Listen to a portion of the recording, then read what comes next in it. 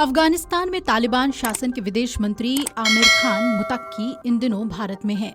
भारत के दौरे पर मुत्तकी पहली बार आए हैं और वो भी 7 दिनों के लिए। विदेश मंत्री एस जयशंकर और मुत्तकी के बीच मुलाकात के बाद आमिर खान मुत्तकी ने अब यूपी के देवबंद का रुख करने का फैसला लिया है।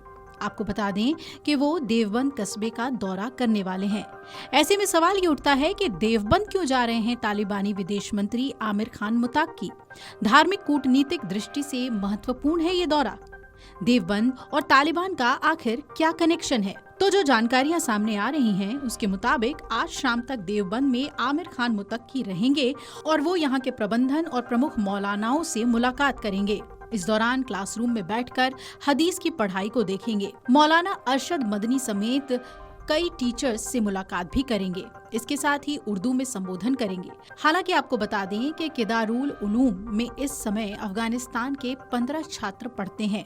सन 2000 के बाद बनाए गए सख्त वीजा नियमों की वजह से अफगानिस्तान के छात्रों की तादाद कम हो गई थी।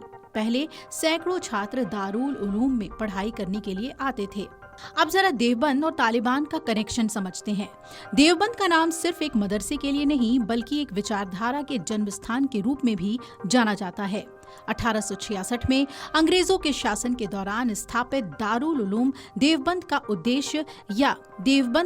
उद्देश्य था इस्लामी शिक्षा को बाहरी प्रभावों से सुरक्षित रखना और कुरान हदीस को उनके असली स्वरूप में पढ़ाना।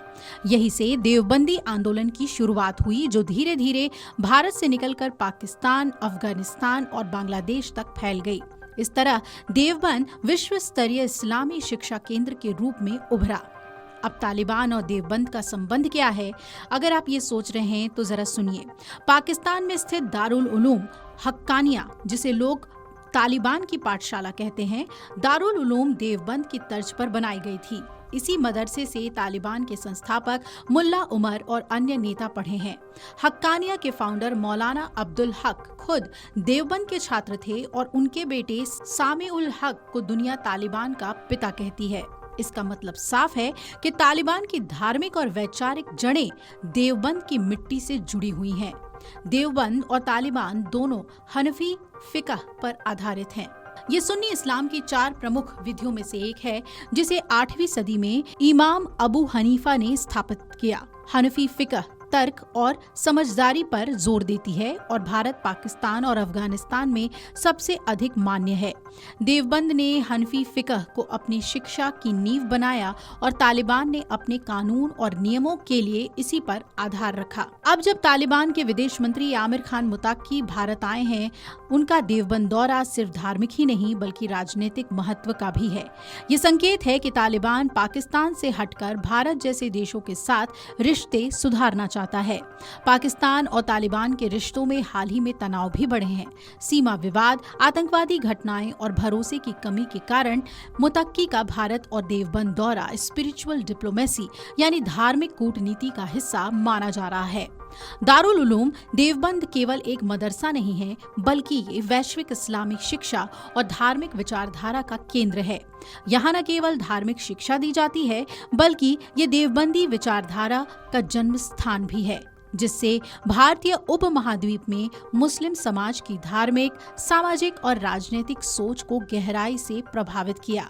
इसकी स्थापना 31 मई 1866 को मौलाना मोहम्मद कासिम नानोतवी, हाजी आबिद हुसैन और अन्य विद्वानों ने की थी।